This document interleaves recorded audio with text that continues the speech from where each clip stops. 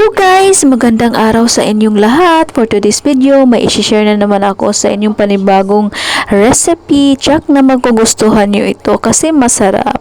So, nag-prepare na pala ako dyan guys ng cabbage at hiniwa ko na yan ng maliliit na sizes at maninipis. At pagkatapos yan guys, sinugasan ko na yan sa malinis na tubig. Syempre, malinis na tubig.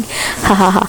Sa tubig guys, tapos strain lang natin at i-dry lang natin ng mabuti. At pagkatapos niyan, lagyan natin yan ng hot water for 5 minutes para magiging half cook siya. So, yan guys, nilagay na natin yung tubig at saka set aside muna natin kasi maghihiwa tayo ng ibang ingredients. So, naghihiwa na pala ako dyan ng hotdog guys. Ganyan lang ang paghiwa ko. At pagkatapos, hiniwa ko na din yung ham. So, ganyan din yung ham na pagkahiwa ko. Tapos, nag-prepare na din ako dyan ng 4 na itlog. At nilagyan ko na yan ng salt, chicken powder, yan. Natapos na yung alarm sa 5 minutes natin sa cabbage guys. So, kinuha ko muna yung tubig. Tapos, nilagyan ko ulit ng black pepper, 2 all-purpose flour, yung ating itlog. At i-mix lang natin hanggang sa ma-dissolve yung harina na nilagay natin. At pagkatapos guys, naglagay pala ako dyan ng ketchup, salt, at black pepper para sa ating sauce doon sa ating pizza cabbage. So, yan guys, mix na lang natin mabuti. Ayan, na-dry na yung yung cabbage. So, i-mix na natin yung egg mixture sa cabbage. At i-mix ng mabuti guys hanggang mahalo at makot ng egg yung cabbage. At pagkatapos guys, nag-prepare na pala ako dyan ng frying pan at nilagyan ko na yan ng butter at i-melt lamang natin. Hintayin natin ma-melt yung butter tsaka natin ilagay yung cabbage mixture.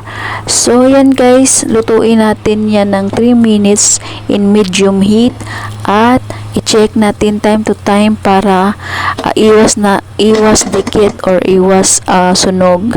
So yan guys, pag sayaw-sayaw na yung itlog, i-flip up lang natin at gamitin yung plato para mabaliktad natin ng mabuti at hinay-hinay din baka mapasok ka.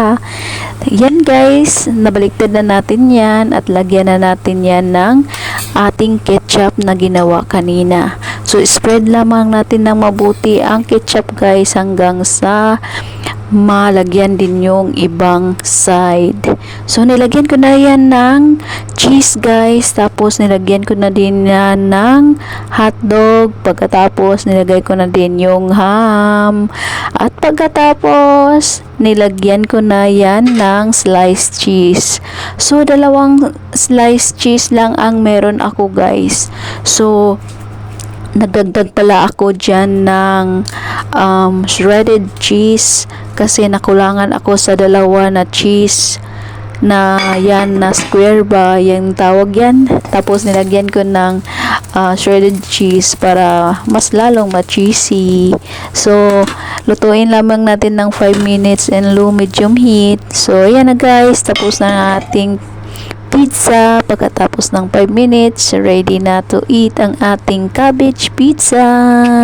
So yan guys, kung ikaw ay nagki-craving ng pizza, gumawa ka nito kasi tipid at hindi mahal. Ito na guys, ang ating cabbage pizza na ginawa. Cabbage pizza. Yan, ating cabbage pizza. So try na natin guys ang aking ginawa kung masarap ba. Yan oh. Tingnan nyo. Shoots! Napaka-cheesy. Diba?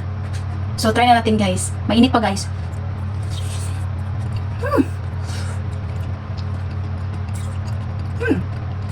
Ang sarap.